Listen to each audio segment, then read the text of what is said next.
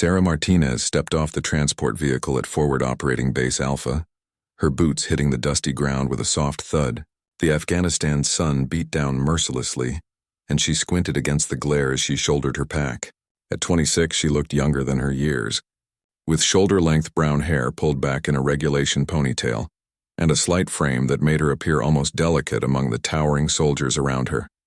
The base buzzed with activity as Humvees rolled past, kicking up clouds of dust, and soldiers moved with purpose between the various buildings and tents that made up their temporary home. Sarah had been assigned here as part of a special intelligence unit, though her cover story was much simpler. As far as most people knew, she was just another analyst, fresh from training and eager to do her part. What they didn't know was that Sarah had spent the last 8 years of her life in some of the most grueling training programs the military had to offer. She was a Navy SEAL, one of only a handful of women to ever complete the program. Her small stature had worked against her in some ways, but it had also taught her to be smarter, faster, and more precise than her male counterparts. Every muscle in her body had been honed to perfection, every reflex trained to respond with deadly accuracy. But here at FOB Alpha, she was just Sarah, the new girl who looked like she might blow away in a strong wind.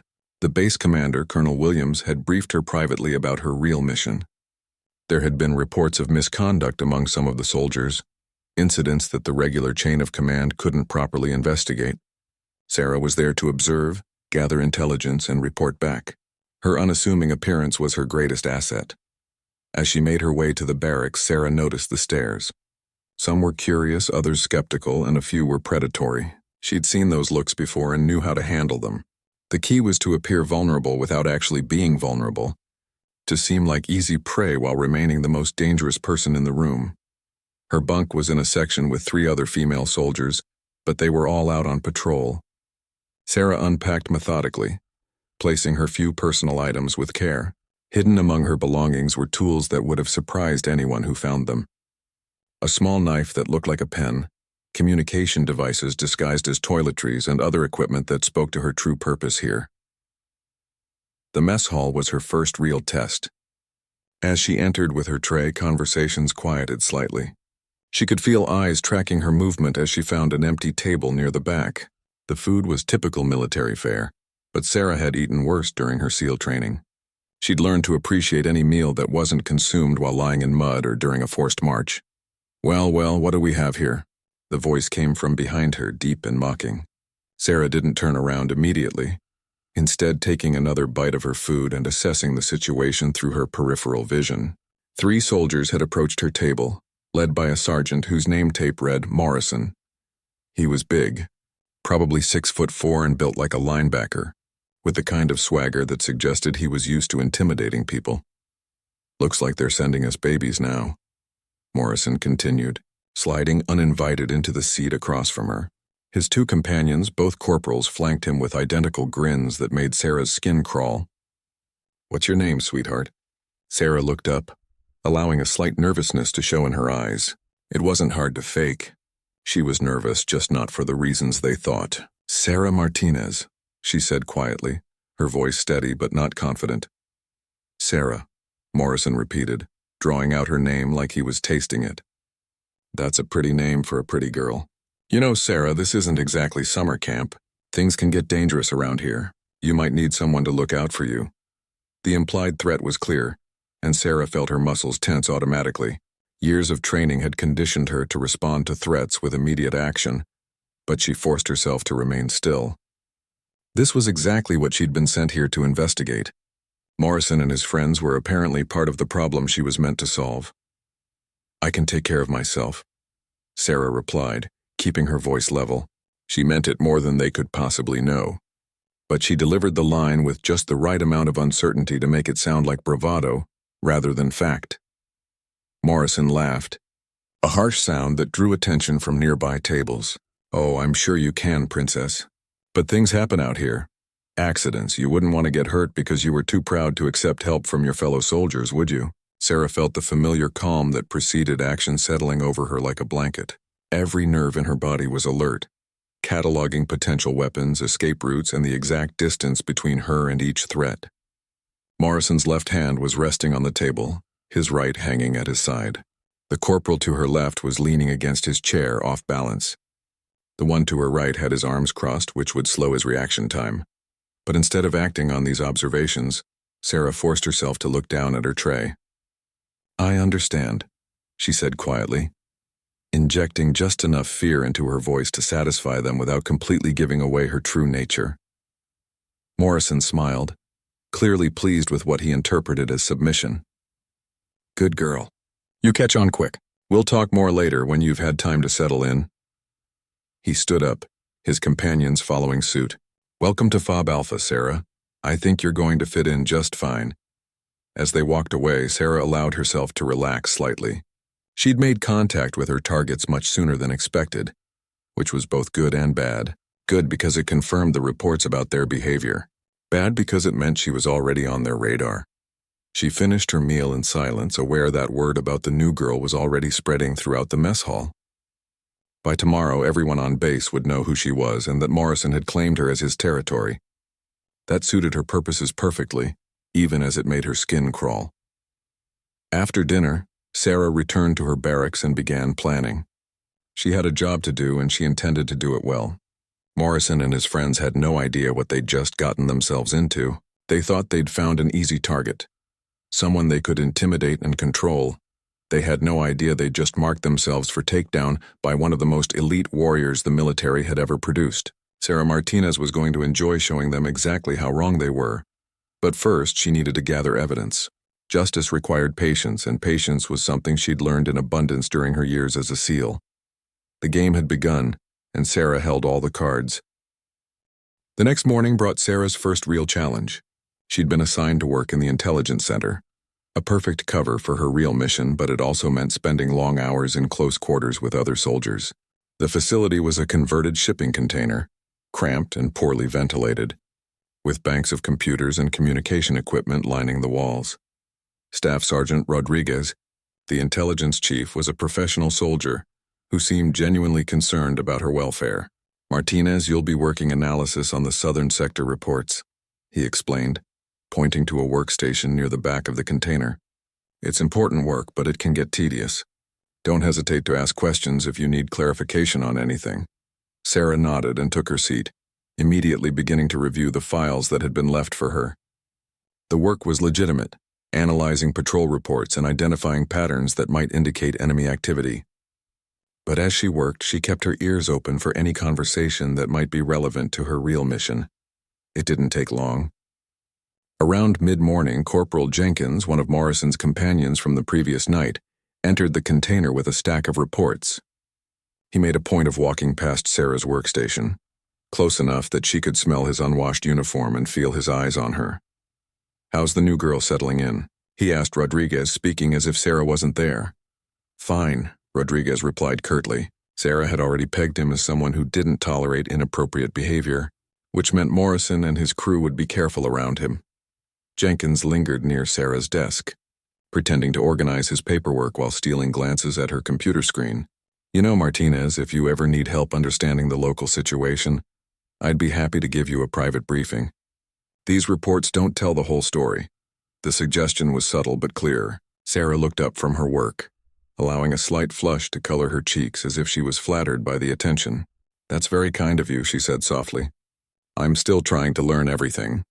Rodriguez's expression darkened. "Jenkins, don't you have somewhere else to be?" Jenkins straightened up, but his smile never wavered. "Just being friendly to our new team member, Sergeant." He placed a piece of paper on Sarah's desk, his fingers brushing against hers in the process.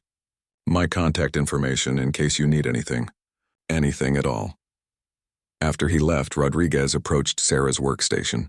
"Martinez, a word of advice. Some of the soldiers here, they're not as professional as they should be. If anyone gives you trouble, you report it to me immediately."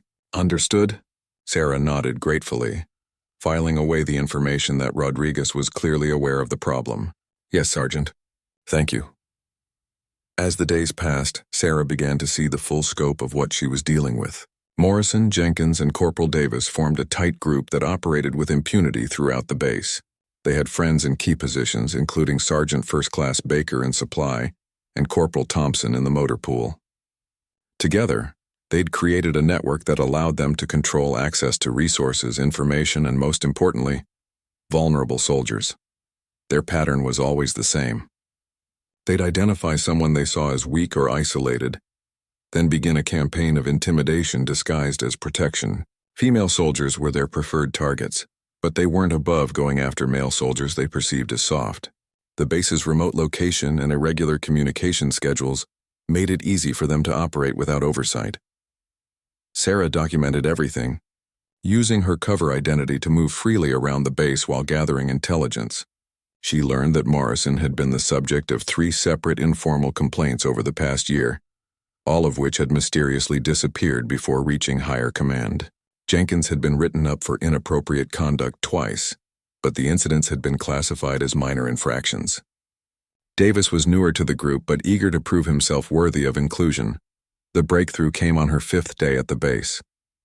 Sarah was working late in the intelligence center when she overheard a conversation between Morrison and Baker in the hallway outside. They thought they were alone, and their voices carried clearly through the thin walls of the container. "The new girl's perfect," Morrison was saying. "Young, scared, no real connections on base. Rodriguez likes her, but he'll be going on leave next week. Once he's gone, we'll have a clear field." Baker laughed, a sound that made Sarah's blood run cold. "What's the plan this time?" "Same as the others?" "Better," Morrison replied. "I'm thinking we arrange for her to work a night shift in supply. Just her and one of us. You know how dangerous it can get around here after dark. Anything could happen to a girl who doesn't know how to stay safe." The implication was crystal clear, and Sarah felt her careful control waver for the first time since arriving at the base. These men weren't just bullies or harassers. They were predators who had refined their methods through practice. She thought about the other victims, the soldiers who had suffered because no one had been able to stop them. But Sarah wasn't a helpless victim, and they were about to learn that in the most painful way possible. She continued listening as they discussed the details of their plan, memorizing every word.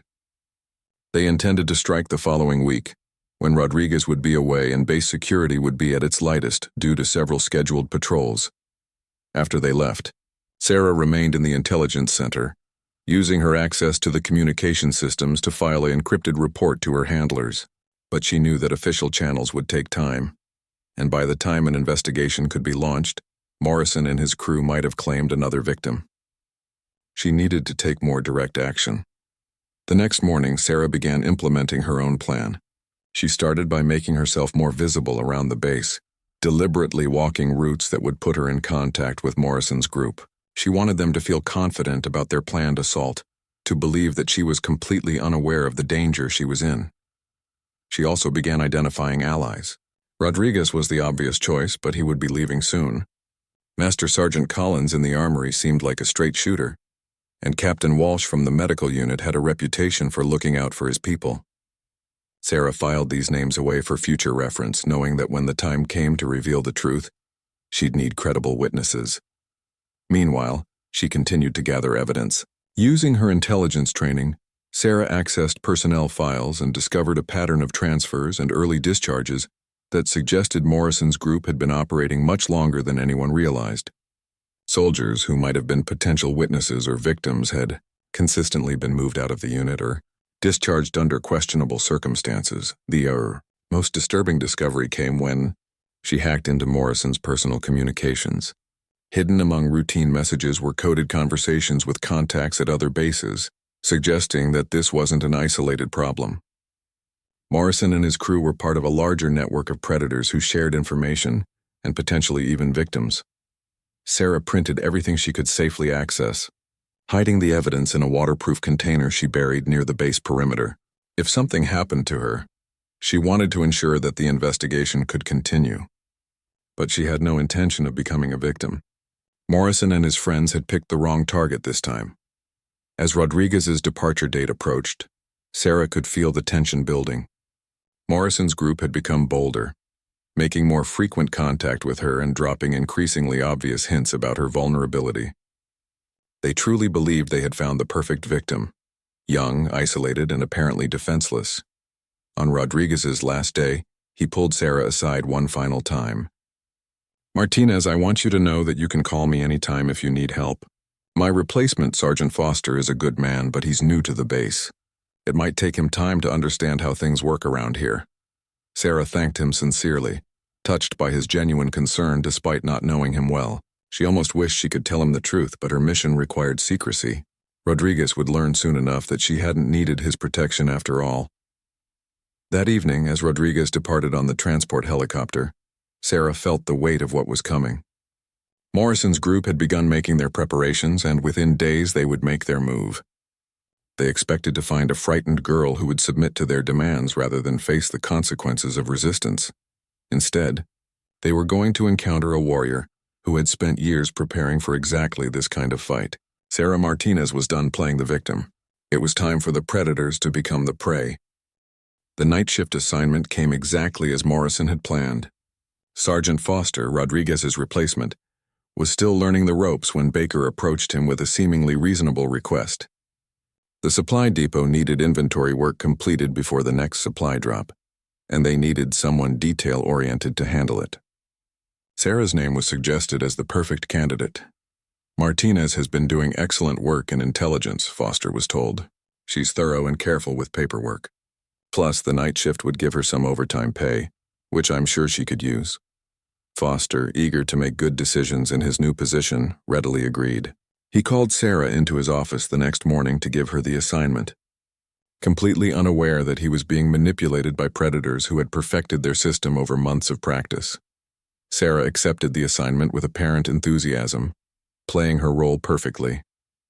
"Thank you for the opportunity, Sergeant. When do you need me to start?" "Tomorrow night, 2200 hours, Foster replied. "Baker will brief you on what needs to be done. It's mostly counting and checking serial numbers against manifests. Shouldn't take more than a few hours." As Sarah left Foster's office, she felt the familiar calm that preceded action settling over her. She'd spent years training for combat situations, but this was different. This wasn't about national security or military objectives. This was personal. Morrison and his crew had victimized others, and they were planning to victimize her. They had no idea that she was about to turn their own trap against them. She spent the day making her final preparations. Using her intelligence access, she verified that the supply depot would indeed be isolated during the night shift. The nearest security patrol wouldn't pass by for at least 2 hours after she was scheduled to begin work. Morrison had chosen his hunting ground well, which meant Sarah would have plenty of privacy for what she planned to do. The supply depot was a large warehouse filled with everything from ammunition to medical supplies. Tall shelves created a maze of corridors and blind spots, perfect for an ambush. But the same features that made it ideal for Morrison's purposes would serve Sarah's needs just as well. She'd studied the layout during her reconnaissance, identifying multiple escape routes and potential weapons. As evening approached, Sarah dressed carefully for her shift. She wore her standard uniform, but underneath she'd strapped a small knife to her thigh and hidden her communications device in her boot. To any observer, she looked like exactly what she was supposed to be: a young, inexperienced soldier heading to a routine work assignment. At exactly 2200 hours, Sarah arrived at the supply depot. Baker was waiting for her with a clipboard and an overly friendly smile that made her skin crawl. "Martinez. Right on time. I appreciate punctuality in my workers." He led her into the warehouse, explaining the inventory process in detail that seemed designed more to keep her occupied than to actually inform her. As he talked, Sarah noticed that several of the usual security measures had been disabled. The external lights were dimmed, the radio in the office had been turned off, and the panic button near the door had been covered with a sign claiming it was broken. "So you'll be working alone tonight," Baker continued. "I'll check on you periodically to see how you're doing. This area here," he gestured to a section near the back of the warehouse, "is where we keep the sensitive equipment. You'll need to be extra careful with the inventory there." The isolated area he'd indicated was perfect for an assault. No windows, only one exit, and completely hidden from view of the main entrance. Sarah nodded obediently, allowing Baker to believe she was walking into his trap completely unaware. "I understand," she said quietly. "I'll be very careful." Baker left her with the inventory sheets and disappeared into the night. Sarah knew he was going to fetch Morrison and the others, probably telling them that everything was in place and their victim was ready. She estimated she had perhaps 30 minutes before they returned. Moving quickly but quietly, Sarah began her own preparations. She disabled the main lights in the back section of the warehouse, leaving only emergency lighting that would create deep shadows and blind spots. She moved several crates to create cover positions and identified objects that could serve as weapons if needed. Most importantly, she activated her communications device and sent a coded message to her handlers, indicating that the operation was entering its final phase. Then she settled down to wait. Sarah positioned herself where she could observe the main entrance while remaining hidden behind a stack of supply crates. From here, she could see anyone entering the warehouse while remaining invisible to them. Her breathing slowed and her heart rate dropped as years of training took over. This was what she'd been prepared for her entire adult life. The waiting was the hardest part. Sarah's mind wanted to race ahead, planning every possible scenario and response, but she forced herself to remain calm and focused, trusting in her training and preparation. When Morrison and his friends arrived, she would be ready for them. She didn't have to wait long. At exactly 2300 hours, she heard the main door open and saw 3 figures slip inside. Morrison entered first, followed by Jenkins and Davis. They moved with the confidence of predators who believed they controlled the situation completely. What they didn't know was that they'd just entered the domain of a much more dangerous hunter. "Martinez?" Morrison called out, his voice echoing in the large space. "Where are you, sweetheart?" Sarah remained silent, watching as they spread out to search for her. Morrison headed directly for the back section where Baker had sent her, while Jenkins and Davis began checking the side corridors. Their movement patterns revealed their plan clearly. They intended to corner her in the isolated area, where no one would hear her scream. "Come on, Sarah," Jenkins called out.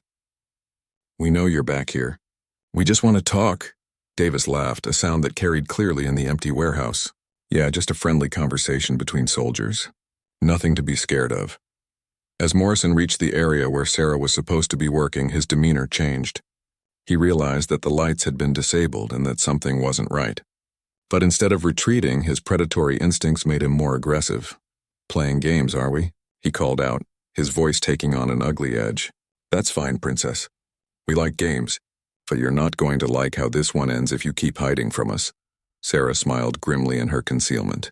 Morrison was right about one thing. Someone wasn't going to like how this game ended. But it wasn't going to be her. The 3 men had separated now, each taking a different section of the warehouse as they searched for their intended victim. This was exactly what Sarah had hoped for. Rather than facing them as a group, she could deal with them individually, using their own confidence against them. She decided to start with Davis, who was searching the area closest to her position. He was the youngest and least experienced of the 3, and taking him out first would send a clear message to the others about what they were really dealing with. Moving with the silent precision that had been drilled into her during countless training exercises, Sarah slipped from her hiding place and began stalking her first target. Davis was making enough noise to cover her approach, carelessly knocking over small items and cursing under his breath as he searched. He never saw her coming. One moment he was reaching behind a crate, calling out taunts about what would happen when they found her. The next moment, Sarah's arm was around his throat in a blood choke that cut off the flow to his brain. He had perhaps 3 seconds to react before unconsciousness claimed him, and Sarah's training ensured that he never got the chance. As Davis's body went limp, Sarah lowered him quietly to the ground and secured him with zip ties she'd taken from the supply shelves. He would be unconscious for at least 10 minutes, more than enough time to deal with his friends. "Davis?" Morrison's voice carried a note of concern now. "You find anything?" Sarah smiled as she moved toward her next target. Morrison was beginning to realize that something was wrong, but he still had no idea what he was really facing. In a few minutes, he was going to learn that Sarah Martinez was nobody's victim. The hunt was just beginning. And for the first time since arriving at the base, Sarah felt like she was exactly where she belonged. Jenkins was next on Sarah's list, and he was proving to be more cautious than his younger companion. The absence of any response from Davis had clearly put him on edge, and he was moving more slowly through his section of the warehouse, actually listening for sounds that might indicate trouble. Sarah shadowed him from a parallel corridor, using the tall shelving units to mask her movement. Jenkins was bigger than Davis and had more combat experience, which meant she needed to be more careful about her approach. But size and experience meant nothing when you were dealing with someone who had spent years learning how to neutralize threats, efficiently and silently. She waited until Jenkins moved into a narrow corridor between two rows of medical supplies, then struck. Moving from behind, she grabbed him in a rear naked choke, using her legs to hook around his waist and prevent him from using his size advantage against her. Jenkins thrashed violently, trying to reach behind him to grab her. But Sarah had positioned herself perfectly to avoid his desperate attempts at escape. The struggle lasted longer than it had with Davis, but the outcome was never in doubt. Jenkins's combat experience worked against him because it made him fight harder, burning through his oxygen faster and hastening his unconsciousness. When his body finally went limp, Sarah held the choke for an additional few seconds to ensure he would stay down, then quickly secured him with zip ties, 2 down, 1 to go. But Morrison was the real prize, the leader of this pack of predators, and Sarah intended to save him for last. She wanted him to experience the fear and helplessness that he'd inflicted on his victims. She wanted him to understand what it felt like to be hunted. Jenkins, Davis. Morrison's voice echoed through the warehouse, and Sarah could hear the growing concern in his tone. He was starting to realize that his carefully planned assault wasn't going according to script. "Where the hell are you guys?" Sarah began to stalk Morrison systematically, using her knowledge of the warehouse layout to stay one step ahead of him. Every time he moved toward where she'd been, she was already somewhere else, watching him with the patient intensity of a predator studying its prey. Morrison was no fool. As the minutes passed without any word from his companions, he began to understand that something had gone very wrong. He started moving more defensively, checking corners and keeping his back to walls whenever possible. But his training was limited to conventional threats, and he had no experience dealing with someone who could move through shadows like a ghost. Sarah decided it was time to let him know he wasn't alone. She picked up a small piece of metal from the floor and threw it into a distant section of the warehouse, creating a sharp clanging sound that echoed through the space. Morrison spun toward the noise, his hand instinctively reaching for his sidearm, before remembering that weapons weren't normally carried during routine base operations. "Martinez, I know you're out there," he called, his voice betraying the first hints of fear. "This has gone far enough. Come out and we can talk about this like adults."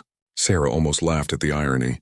Morrison wanted to talk like adults after planning to assault someone he believed was helpless, but she remained silent, content to let his imagination fill in the blanks about what might have happened to his friends.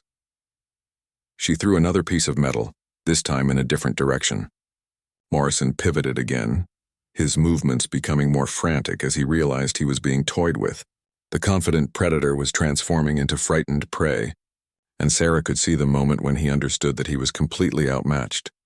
"Listen, Martinez," Morrison called out, his voice taking on a pleading tone that Sarah found pathetic. "I think there's been a misunderstanding here. We just came to check on you. Make sure you were okay working alone. If you're scared, we can just leave and forget this whole thing happened." The offer was tempting in its complete dishonesty. Morrison was trying to negotiate his way out of a situation he didn't understand, making promises he had no intention of keeping. Sarah had heard similar lies from enemies during her SEAL operations, desperate words from desperate people who would say anything to survive. She decided to answer him, but not in the way he expected. Instead of revealing her position, Sarah threw her voice using a technique she'd learned during urban warfare training. "Your friends can't help you anymore, Morrison." The words seemed to come from everywhere and nowhere, echoing off the walls and making it impossible to determine their source. Morrison spun in a complete circle, trying to locate her, his breathing becoming rapid and shallow as panic began to set in. "What did you do to them?" he demanded, but his voice cracked on the last word. "The same thing I'm going to do to you," Sarah replied, again throwing her voice so it seemed to come from a different direction entirely. Morrison broke then, his nerve finally snapping under the pressure of being hunted by an invisible enemy. He ran toward the main exit, abandoning any pretense of control or dignity. But Sarah had anticipated this move and positioned herself accordingly. As Morrison reached the door, Sarah emerged from the shadows directly in front of him. He skidded to a halt, his eyes widening as he saw her clearly for the first time.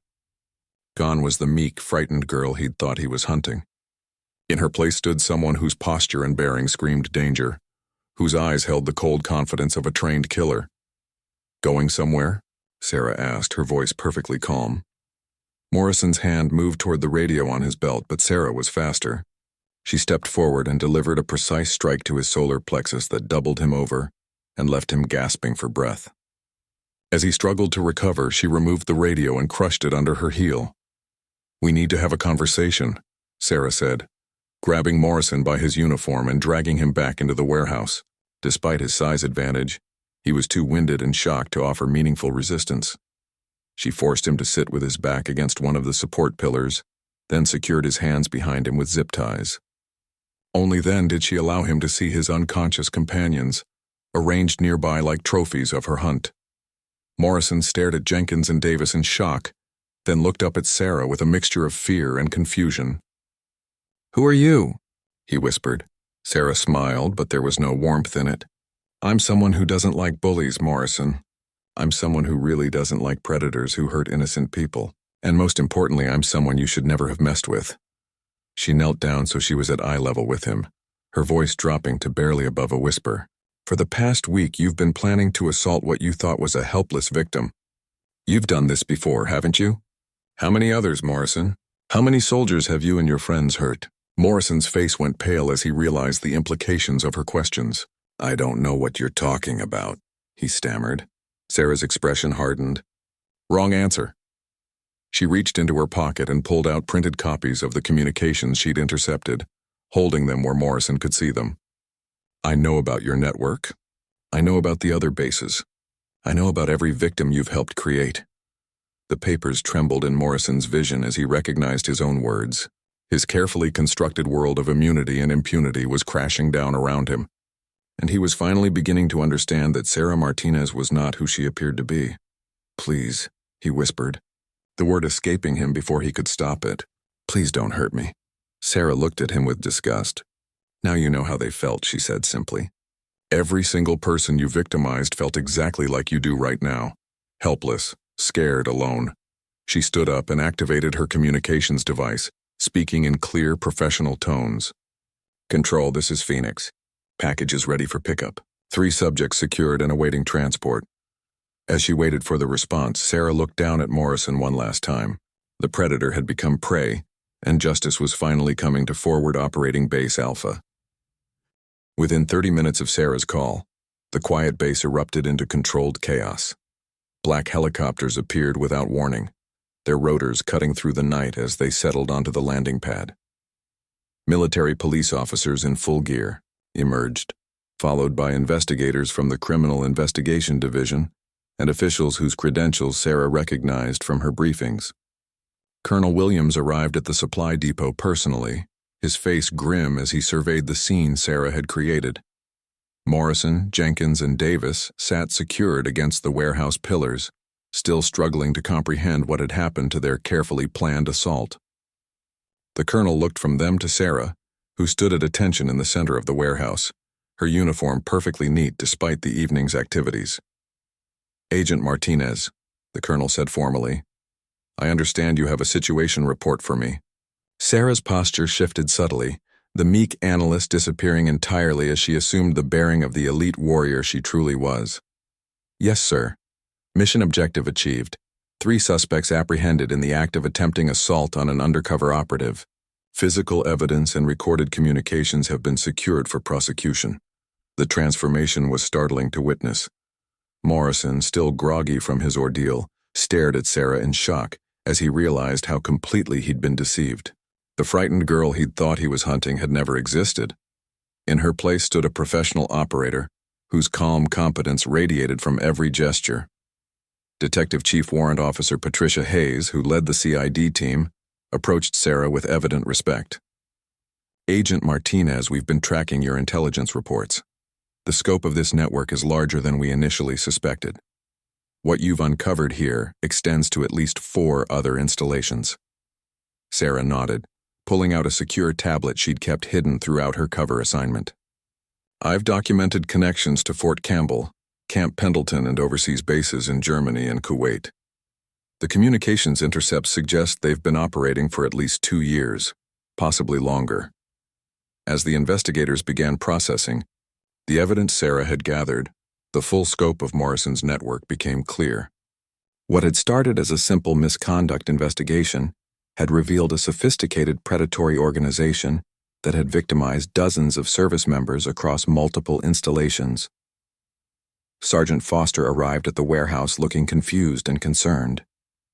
He'd been roused from sleep and told only that there was an incident involving his newest analyst.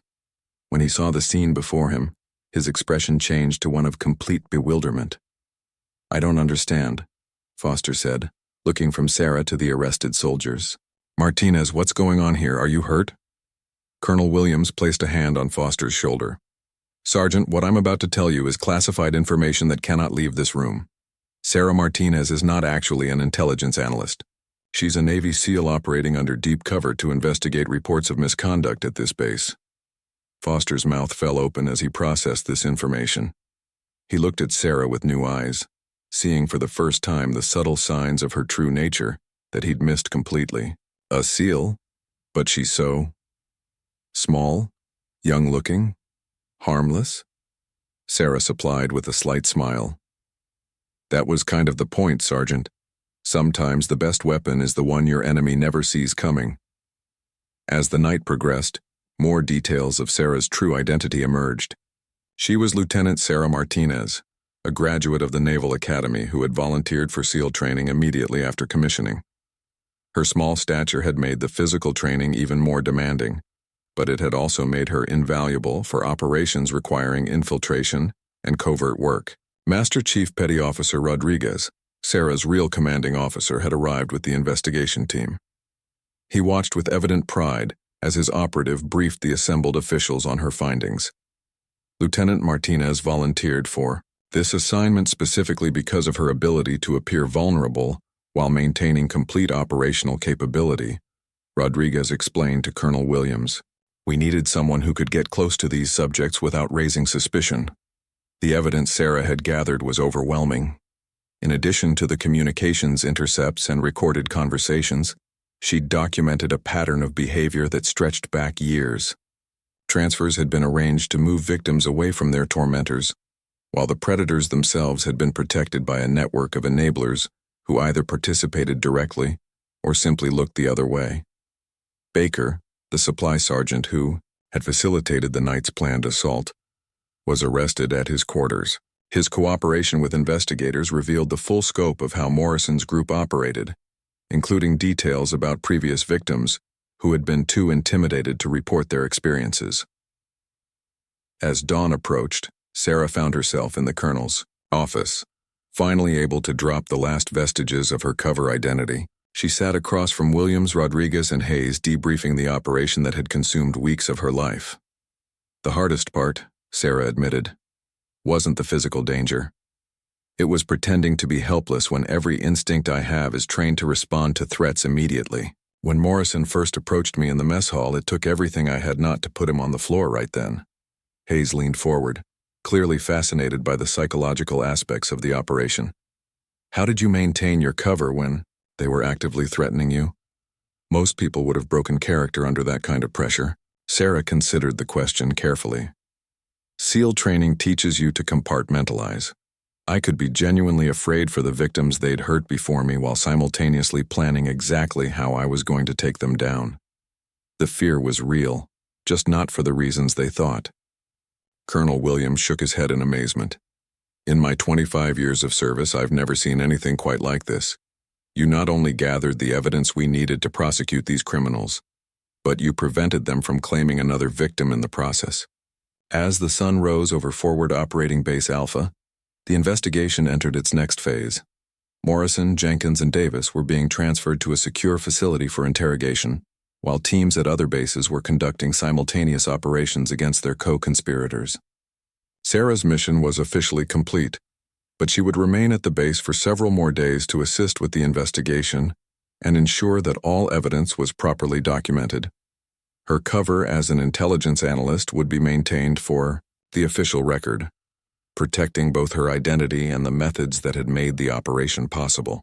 Foster approached her as she prepared to return to the intelligence center to begin the extensive paperwork that would follow.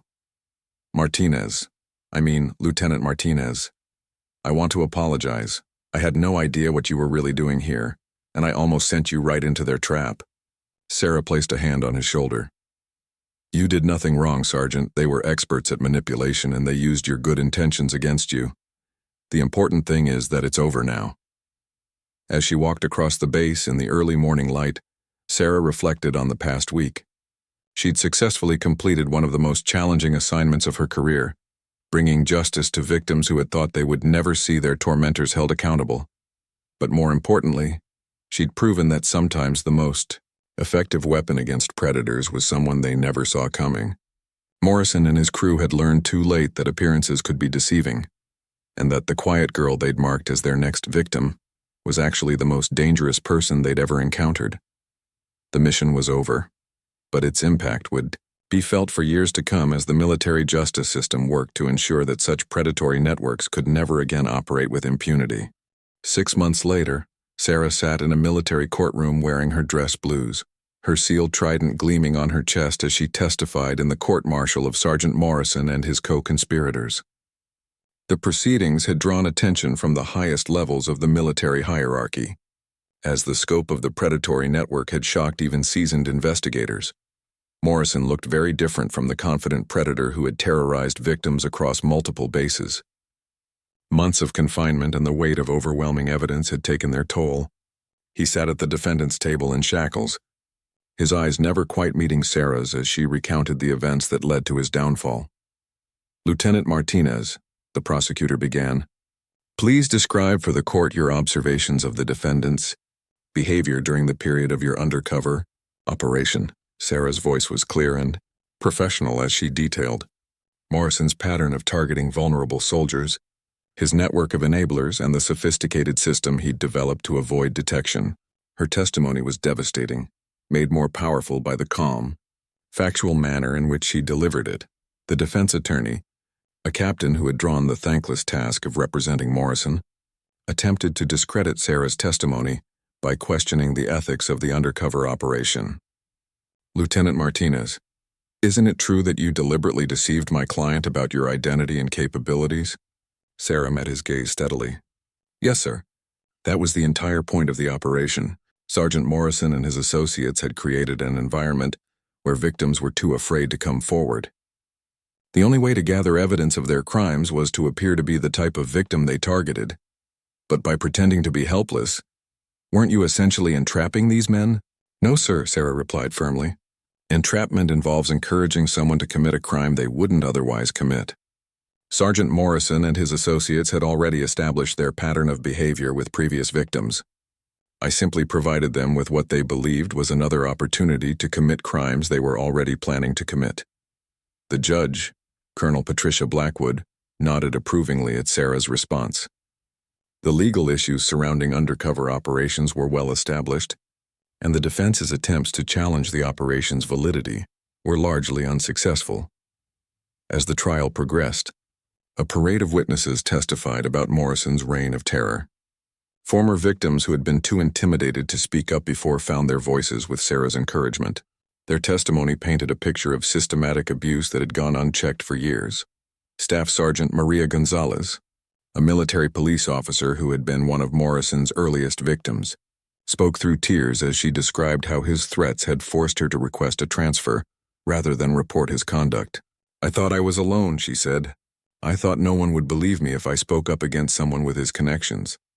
Private First Class Michael Chen, a young soldier who had been targeted because Morrison perceived him as weak, testified about the psychological torture he'd endured.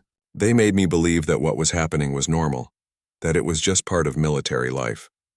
Lieutenant Martinez's investigation proved that was a lie. The evidence Sarah had gathered proved crucial in connecting Morrison's activities to the broader network. Communications intercepts revealed coordination with predators at other installations, sharing information about potential victims and techniques for avoiding detection. Jenkins and Davis had already pleaded guilty in exchange for cooperation with the investigation. Their testimony revealed the full scope of Morrison's operation, including financial incentives for identifying new victims and a point system for successful assaults that treated human suffering as a game. When it came time for Morrison to testify in his own defense, his attorney advised him to remain silent rather than face Sarah's cross-examination. The decision was telling. Even his own lawyer recognized that Morrison could not withstand questioning from the SEAL, who had dismantled his criminal empire. The prosecution's closing argument was delivered by Colonel James Harrison, a prosecutor with 20 years of experience in military justice. Members of the jury, he began. Sergeant Morrison and his associates represent everything that is antithetical to military service. They preyed upon the very people they were sworn to protect, turning positions of trust into instruments of terror. Harrison gestured toward Sarah, who sat in the gallery observing the proceedings. It took someone with extraordinary courage and skill to expose this network. Lieutenant Martinez voluntarily placed herself in harm's way, not for personal glory, but to ensure that justice would finally be served for victims who had been silenced by fear.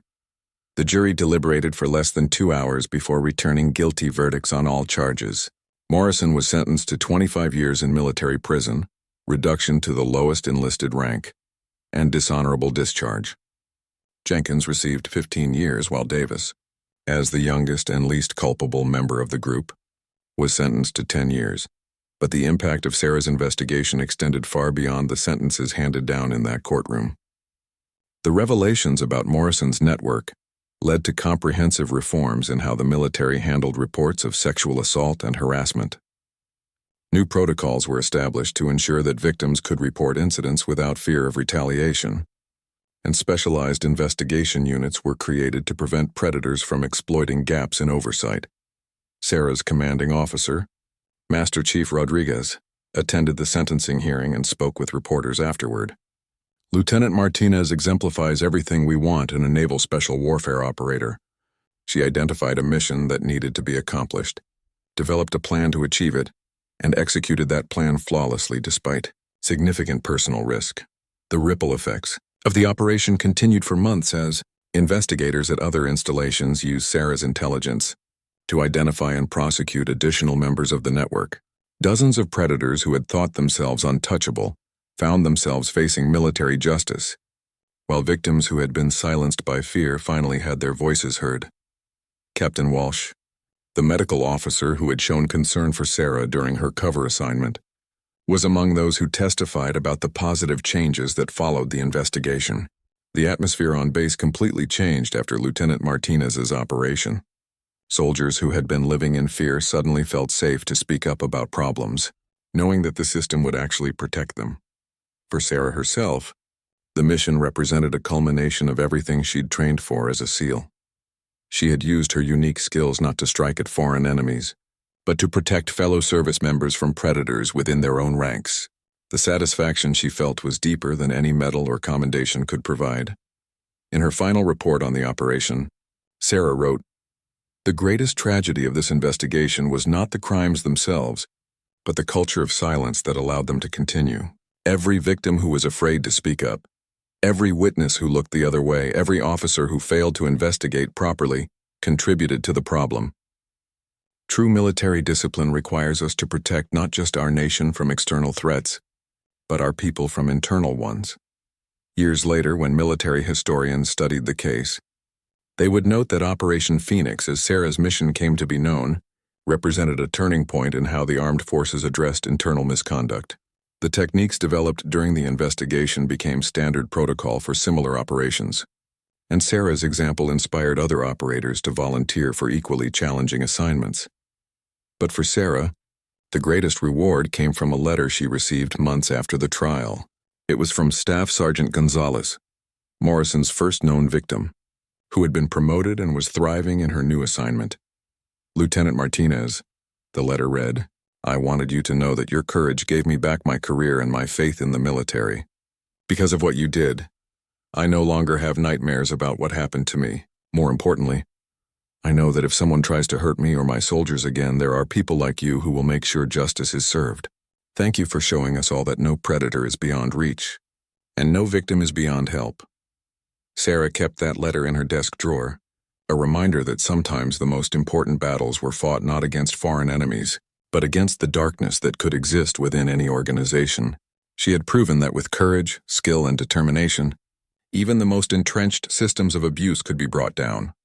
The mission was complete, but its legacy would endure for generations of service members who would serve in a military made safer by her actions.